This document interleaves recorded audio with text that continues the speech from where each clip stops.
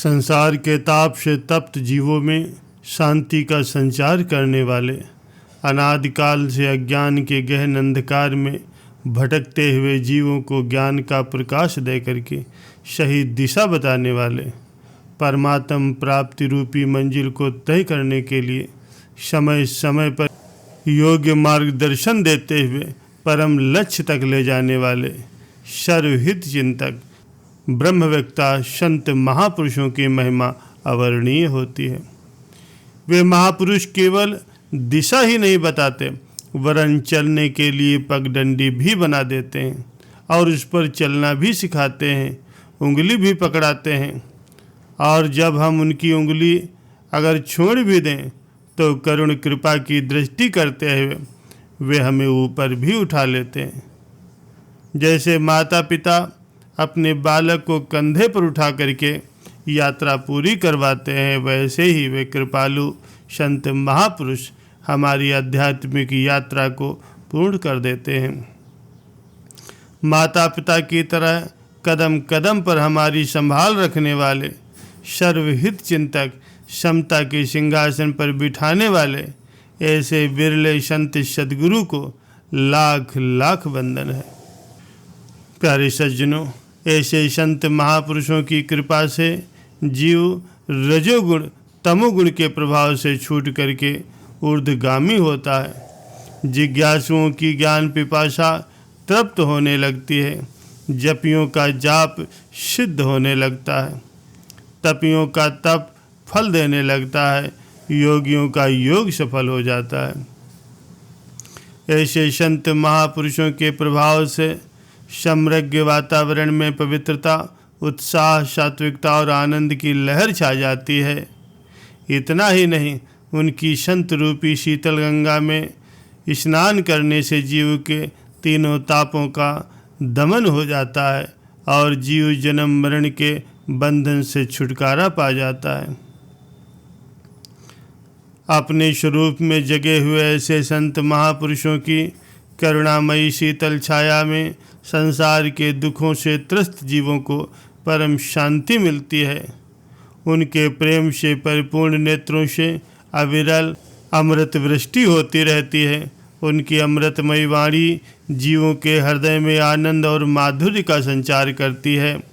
उनके पावन कर कमल सदैव शुभ संकल्पों से आशीर्वाद देते हुए पतितों का भी उद्धार कर देते हैं।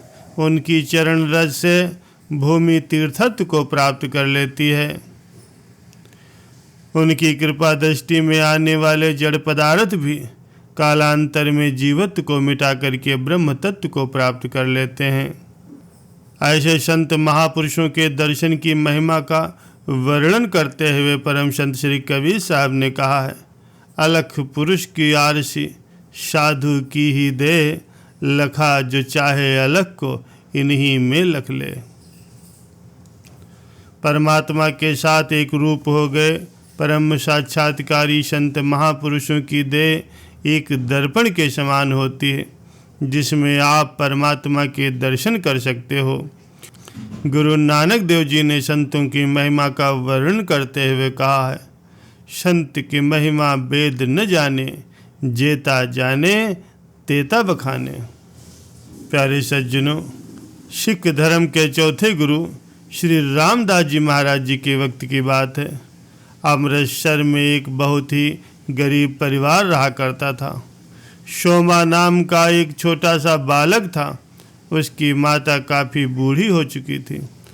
वह सोमा से कहा करती कि बेटा, तुम पर तुम्हारे पिताजी का साया नहीं है, मुझसे अब और मेहनत नहीं होती, मैं अब बूढ़ी हो चुकी हूँ, अब मुझसे कोई काम नहीं हो पाता, इसलिए अब तुम कोई काम किया करो।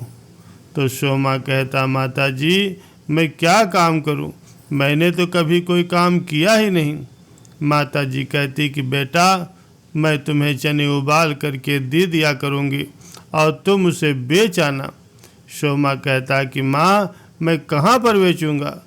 तो माँ कहने लगी, बेटा तुम श्री दरबार साहिब के सामने जा कर के चना बेचना। और क्योंकि गुरु जी के दर्शन करने को वहाँ पर बहुत सी संगत आती है, तो वहाँ तुम्हारे चने भी खूब बिका करेंगे। एक तो तुम घर के लिए कुछ कमा करके लाया करोगे और साथ ही साथ सदगुरु के दर्शन भी कर लिया करोगे, उनकी वाणी भी सुन लिया करोगे। शोमा अगले दिन से ही दरबार साहिब के बाहर चने बेचने के लिए जाने लगा और ज़मीन पर दरी बिछा करके उस पर बैठ करके चना बेचने लगा।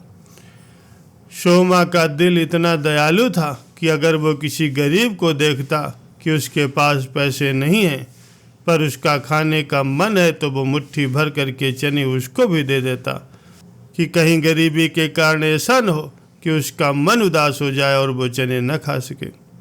शोमा रोज ही दरबार साहिब के सामने चने बेचने जाता। एक बार की बात है, शोमा हमेशा की तरह श्री दरबार साहिब के सामने बैठा चने बेच रहा था और तभी श्री गुरु रामदास जी महाराज जी अंदर से बाहर आए। तब गुरुजी देखते हैं कि सामने एक बच्चा दरी बिछाए बैठा है। उसने फटे पुराने कपड़े पहन रखे हैं और कह रहा है, चने ले लो चने। श्री गुरु महाराज जी पहले उस बच्चे को देखते रहे, फिर उसकी तरफ गए और उससे पूछने लगे कि बेटा तुम्हारा नाम क्या है। शोमा एकदम से खड़ा हो गया। जब गुरुजी उसके सामने आकर के उससे पूछने लगे तो उसने हाथ जोड़ करके कहा, गुरु महाराज जी मेरा नाम शोमा है। गुरुजी आगे पूछने लगे कि शोमया तू कितने पैसे बट्टे, अर्थात तूने कितने पैसे कमाए। शोमा एकदम से अपने दरी के नीचे रखे पैसे निकालता है और गिन करके कहता है, गुरुजी 40 पैसे। गुरुजी कहने लगे कि बेटा ये 40 पैसे मुझे दे दे। शोमा एकदम से उनके आगे सभी पैसे रख देता और गुरुजी को वो पैसे दे देता। इसके बाद गुरुजी वो पैसे ले करके वहाँ से चले जाते।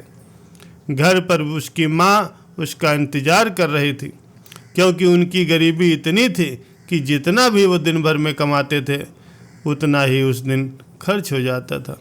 शोमा घर आया तो उसकी माता जी कहने लगी कि बेटा आज कितने पैसे कमाए, जल्दी बताओ मैं कुछ खाने को ले कर के आती हूँ।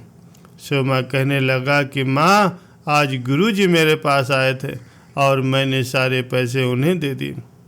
तो माँ कहने लगी कि बेटा ये तुमने बहुत अच्छा किया, तुम बहुत भाग्यशाली हो जो गुरुजी तुम्हारे पास आए और तुमने उन्हें सब पैसे दे दिए। और कहने लगी कि बेटा हम कुछ और खा लेंगे, घर में जो कुछ भी रूखा सूखा पड़ा होगा। अगले दिन शोमा जब जाने लगा तो उसकी माँ ने कहा, बेटा अगर आज भी गुरुजी तुम्हारे पास आए तो फिर से उन्हें सारे पैसे दे देना। दूसरे दिन जब शोमा वहाँ गया और सारे चने बेचने लगा, जब शाम हुई तो गुरुजी उसके पास फिर आए और फिर पूछने लगे, सोमया आज कितने पैसे बट्टे ने। शोमा कहने लगा, गुरुजी आज मैंने 30 पैसे बट्टे हैं। और अपने आप ही वो सारे पैसे उसने गुरु को दे दिए। शोमा जब घर आया अपनी माँ से कहने लगा, माँ आज फिर गुरु महाराज जी आए थे, अब मैंने उन्हें सारे पैसे दे दिए। माँ कहने लगी, बेटा ये तो बहुत अच्छा किया तुमने, गुरु साहिब की तुम पर बहुत बड़ी कृपा है। लेकिन आज घर में खाने को कुछ नहीं था। और माँ कहने लगी कि बेटा कोई बात नहीं, अगर कुछ खाने को नहीं है तो गरीबी में ऐसे दिन भी आ जाते हैं। तो माँ कहने लगी कि आज हम पानी पी करके ही सो जाएंगे। शोमा और उसकी माँ दोनों पानी पी करके भूखे ही सो गए, लेकिन फिर भी दोनों खुश थे क्योंकि गुरुजी की उन पर कृपा है। तीसरे दिन शोमा फिर से जब जाने लगा तो माँ समझाने लगी कि बेटा गुरुजी हम पर बहुत मेहरबान है, अगर आज भी वो आए तो सारे पैसे उन्हें दे देना और मन में कुछ भी गलत मत सोचना, क्योंकि गुरुजी की हम पर बहुत कृपा है। अगर वो खुद ना आए तो सारे पैसे उन्हें देने के लिए खुद चले जाना। शोमा सारे दिन चने बेचता रहा और जब शाम हुई तो गुरुजी का इंतज़ार करता रहा, लेकिन गुरुजी नहीं आए। तो शोमा ने अपनी दरी उठाई और खुद गुरु दरबार के अंदर चला गया। गुरुजी गुरु घर में बैठे थे और देखते हैं कि सामने से एक छोटा सा बच्चा भागता हुआ आ रहा है। शोमा जैसे ही गुरुजी के पास आया तो उसने उनके चरण पकड़ लिए और कहने लगा, गुरुजी मुझसे क्या गलती हो गई जो आज आप आए ही नहीं? क्या मेरी भावना सच्ची नहीं है? गुरुजी कहने लगे, नहीं सोमया, आज तुमने कितने पैसे बटे?